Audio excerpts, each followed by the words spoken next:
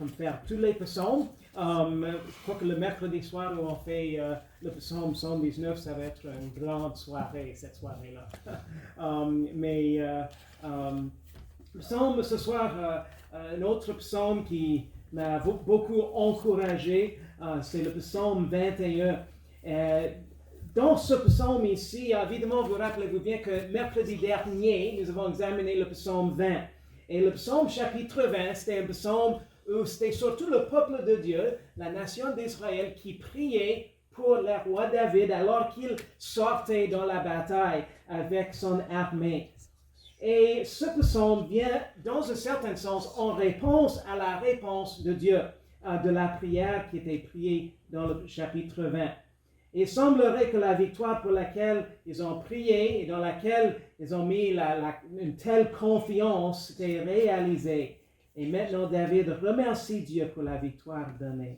Moi, je vous invite de vous impliquer dans la lecture des versets. Dans Psaume chapitre 21, je vais commencer le premier verset et je vous invite votre implication pour la lecture des restes des versets. La Bible nous dit dans Psaume chapitre 21, au maître chantre, psaume de David. Éternel, le roi se réjouit de ta puissance et quelle allégresse lui donne ton salut. Tu lui as accordé le désir de son cœur et ne lui as pas refusé la prière de ses lèvres. Célia. Quand tu l'as prévenu par des bénédictions excellentes, tu as mis sur sa tête une couronne d'or fin. Il te demandait la vie, tu la lui as donnée, une longue durée de jours, à perpétuité, à jamais. Sa gloire est grande par ta délivrance, tu le revêts de splendeur et de majesté. Car tu fais de lui l'objet de tes bénédictions pour toujours, tu le combles de joie en ta présence. Le roi met sa confiance à l'Éternel, et par la bonté du Très-Haut, il ne sera point ébranlé. Ta main atteindra tous tes ennemis, ta droite atteindra ceux qui te haïssent. Tu les rendras tels qu'un four ardent. Quand tu paraîtras, l'Éternel les engloutira dans sa colère, et le feu les consumera. Tu feras périr leur fuite des-dessus de la terre, et leur race d'entre les fils des hommes. Car ils ont protégé du mal contre toi, projeté du mal contre toi, ils ont formé des desseins qu'ils ne pourront exécuter. Car tu les mettras en fuite, tu armeras ton arc contre leur face. Élève-toi, ô Éternel, dans ta force. Nous chanterons et nous célébrerons ta puissance. Dans les premiers versets, la première chose, évidemment, qu'on voit dans ces premiers versets, on voit un roi qui est reconnaissant, qui est joyeux. En fait, le verset 2, la Bible dit, « Éternel, le roi se réjouit dans ta puissance. » Le roi David avait évidemment de nombreuses raisons de se réjouir de la puissance de Dieu. Dieu l'avait préservé, lui avait donné de succès évidemment dans la bataille pour laquelle ils ont prié, juste comme la prière précédente dans le chapitre 20. La force et le salut de Dieu, mais ils sont venus en réponse au désir de son cœur, à ses prières, en réponse à sa foi solide dans le caractère et dans la puissance de Dieu. Je crois que cela montre la place, on peut dire, particulière de la prière dans la vie du croyant. Parce que chaque chrétien devrait connaître la joie d'avoir pu constater des réponses merveilleuses à la prière. Est-ce que vous pouvez juste pour un instant, est-ce qu'on peut prendre un instant juste pour réfléchir sur des réponses qu'on a constatées à nos propres prières? Quelqu'un?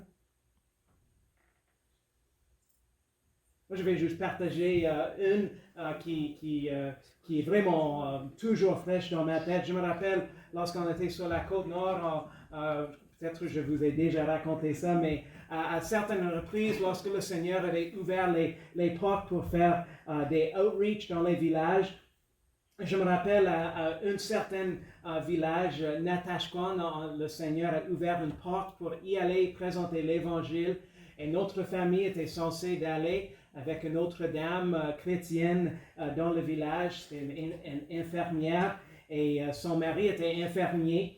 Et elle nous a accompagnés, même s'il annonçait une grosse tempête de neige. Et lorsqu'elle a embarqué avec nous, elle disait, savez-vous quoi, les Burns? Mon mari a beaucoup de confiance en vous et M. Burns dans votre conduite. Et j'ai dit, wow, c'est une grande responsabilité. Mais elle nous a accompagnés pour aller à Natashquan. Et savez-vous quoi, on a beaucoup pris là-dessus parce qu'on a pris, Seigneur, peux-tu comme retirer la météo, peux-tu garder la météo, une bonne météo? Savez-vous quoi? À 5 minutes, mais Tim, tu te rappelles, Natashquan, à 5 minutes à l'est de Havre-Saint-Pierre, il commençait à neiger. Pour la prochaine 1h30, 1h40, j'ai même pas une fois pu avoir les, comment est-ce qu'on dit, les lumières high beam? C'était dans la noirceur qu'on conduisait, high beam. Les lumières hautes.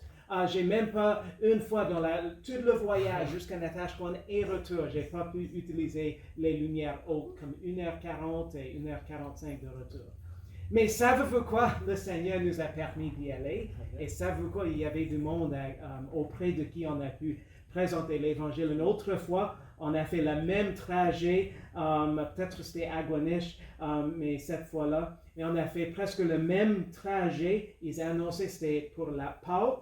Et ils annonçaient de la pluie verglaçante. Et on pensait, ça va être misérable si on a de la pluie verglaçante. Et savez-vous quoi? Cette fois-là, le Seigneur a permis aucune pluie verglaçante. C'était, la route était, on dit en anglais, bare and dry, comme sec et propre tout au long du chemin. Alors, on dit merci Seigneur pour la réponse à la prière, soit à nous garder en sécurité à travers la tempête, ou de nous protéger et nous retenir la tempête de ne pas arriver pour pouvoir présenter l'Évangile. Quelqu'un d'autre, juste quelque chose qui arrive dans votre esprit de la réponse à la prière que vous avez connue. Listen. En 2018, quand Sébastien et moi nous sommes allés au collège, Sébastien a dû aller à l'urgence. Puis quand on est revenu à Canada, on avait une facture de plus que 25 000. Wow. Puis nos assurances ont refusé de payer ça. Puis après plus d'un an, finalement, ils ont accepté de tout payer. Wow. C'était quand même un gros temps. Stressant, oui. Wow, amen. Quelqu'un d'autre, une réponse à la prière. Nadia. Dans ma 12e année à l'université à Cuba, mon père a tombé malade. Il était en train de perdre une jambe. Puis j'ai dû quitter l'université, puis commencer à travailler, puis à prendre soin de lui. Puis toutes ces situations-là étaient tellement compliquées dans ma tête pour moi. J'étais seul avec lui. Puis je me sentais tellement mal. Puis j'ai prié à Dieu. Et puis il a réchauffé mon cœur. Puis c'est ça. Wow. Donc, l'encouragement que le Seigneur nous donne. Donc, parfois c'est on garde les portes ouvertes, parfois c'est dans la provision de Dieu, parfois c'est dans son encouragement, son soutien dans notre quotidien. Quelqu'un d'autre? Peut-être on va prendre 2, 3 autres. C'est Tim. L'année passée, quand je faisais mes études, j'avais un emploi auquel je travaillais vraiment beaucoup. Je travaillais bien beaucoup plus que je devrais travailler. Mais il fallait que je travaille beaucoup parce qu'il fallait payer mon collège. Mais le Seigneur m'avait parlé, puis il m'avait convaincu que je travaillais trop, puis je passais pas assez de temps avec mes études, puis avec lui en fait, parce que le job prenait tellement de temps que j'étais même pas capable de trouver le temps pour dépenser le temps avec Jésus. Donc j'ai pris la décision de quitter la job. Et je savais pas je savais pas si je serais capable de continuer de payer, mais il m'avait pourvu un autre emploi. Puis il m'a vraiment testé parce que une couple de semaines après que je quittais mon emploi, ma voiture a tombé en panne. Puis j'ai perdu ma transmission. Mais pas de transmission, mais le clutch de mon véhicule. Mais j'ai décidé de ne pas être découragé, décidé vraiment de juste dépensé de temps en prière. Puis il m'a vraiment donné de paix. Puis à fin de compte, ça a juste coûté un $200 pour réparer mon auto. Puis j'étais capable de continuer l'emploi que j'ai pogné. Puis tout était bien. Puis il y a aussi le temps que j'ai passé avec le Seigneur à travers ça. Ça m'a tellement fortifié en lui que j'échangerai jamais le 200$ que j'ai dépensé sur mon clutch d'auto pour le temps que j'ai été capable de passer avec le Seigneur. Amen. Quelle bénédiction. Ça renforce la foi, en fait. C'était Oui. Quelqu'un d'autre? Autre réponse à la... Moi, j'avais prié pour ne pas perdre mon doigt. Amen. Ouais, c'est vrai. Vous l'avez gardé. Amen. Quelqu'un d'autre? Cassie. Je me rappelle une fois qu'il y avait un groupe qui était supposé de monter de cette île pour nous aider avec le cancer et la route était fermée. Dieu l'a ouvert, puis sans plan. C'est ça. C'est vrai. Dieu l'avait ouvert juste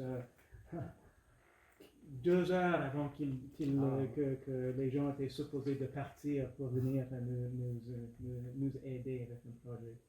Alors, oui, quelle bénédiction. La réponse à la prière. Mais quelle bénédiction, merci. Ça fait du bien d'entendre ces témoignages de la réponse à la prière. Juste en considérant ça, je voudrais juste vous dire à quel point c'est triste qu'il y a chrétiens qui ne connaissent pas voir la réponse à la prière. Et je voudrais juste toucher sur certaines choses qui pourraient nous empêcher de voir la réponse à la prière. Parce qu'il y a plusieurs choses dans la parole de Dieu. Peut-être vous pouvez en fait en penser à certaines choses dans la parole qui sont mentionnées dans la parole de Dieu. Que s'il y a une telle chose, Dieu nos prières ne montent pas beaucoup. On dit en anglais, they don't go higher than the ceiling. Je ne sais pas comment si on traduit ça en français, mais ça ne monte pas vraiment plus haut que le plafond. Est-ce que quelqu'un peut se rappeler certaines choses dans la Bible où il dit que, évidemment, si c'est le cas dans la vie, on ne peut pas s'attendre que la prière soit comme entendue. Jean a prié, Seigneur, est-ce qu'on peut prier que descende le feu? Ouais. Oui. Mais le Seigneur Jésus a dit non, c'est pas comme ça. Donc, c'est vrai, donc si on ne prie pas selon la volonté de Dieu, en fait. Donc, si on ne prie pas selon la volonté de Dieu, c'est vrai, c'est le chrétien, s'il ne prie pas selon la volonté, c'est quelque chose qui empêche la prière répondue, si ce n'est pas selon la volonté de Dieu. Quelque chose d'autre? David lui-même avait dit, il avait écrit que si je garde l'iniquité dans mon cœur, le Seigneur ne m'attendrait pas. Effectivement, si je garde l'iniquité dans mon cœur, le Seigneur ne m'écoutez pas. Quelqu'un d'autre? Quelque chose d'autre qui empêche la prière, on peut dire qui empêche l'efficacité de la prière. Mais effectivement, quelque chose... dans la Bible dit, vous n'avez pas parce que vous ne demandez pas. Donc, si on ne prie pas certaines choses, on ne peut pas se plaindre que Dieu ne réponde pas à la prière si on ne prie pas. Une prière égoïste. Évidemment, la Bible parle de ceux qui sont égoïstes, sont orgueilleux. L'orgueil dans la vie de croyant empêche sa prière. Également prie pour les mauvaises motivations. Vous rappelez-vous bien que dans la Bible, à certaines reprises, je m'excuse, Jésus parlait de ceux qui avaient demandé des choses, mais juste pour accumuler dans leur avarice. Est-ce qu'on peut dire dans leur avarice? Donc, pour les mauvaises motivations, une prière pour la mauvaise motivation. Également, une autre chose qui empêche l'efficacité de la prière, c'est la désobéissance dans la vie du croyant. Le péché non confessé, comme Tim vient de dire. La prière froide et sans passion. Vous rappelez-vous bien que Jésus, à un moment donné, parlait même aux pharisiens au sujet de leur vaine répétition. Et est-ce que Jésus est-ce qu'il disait, mais vos répétitions sont tellement efficaces? Non, n'est-ce pas? Pas du tout. Il disait que c'était vain. Un manque de persistance dans la prière, c'est un autre sujet que Jésus en a parlé pour la raison pour laquelle parfois on ne constate pas une réponse à la prière parce qu'on lâche dans la prière. Donc, ce sont certaines choses qui peuvent empêcher ou peuvent empêcher le croyant de vivre la prière répandue dans sa vie. Et juste pour dire aussi, le fait d'éviter ces choses, ce n'est pas quelque chose qui va gagner ou va mériter la réponse de Dieu, parce que Dieu n'a aucune dette envers nous. Mais selon la Bible, ces choses sont clairement des obstacles à la réponse à la prière. Alors David ici, il prend une pause dans sa reconnaissance pour réfléchir sur la bonté de Dieu envers lui. Mais dans les versets 4 à 8, je voudrais que vous constatiez également des raisons pour la joie du roi David. Le roi pouvait voir que la bonté de Dieu lui était venue. Et il est certainement vrai que Dieu a accordé à David ses bénédictions et que David l'a reconnu, l'a loué pour cela. Mais je peux vous dire que ce n'était pas toujours dans sa vie que David pouvait voir toujours la bénédiction dans sa vie. Parce que souvent, on pense à David et on pense, wow, mais il était roi et le Seigneur l'a béni avec richesse. Vous rappelez-vous bien combien de poids de richesse comme il avait donné pour l'œuvre de construction à un moment donné du tabernacle, du temple, après que son fils prenait la relève.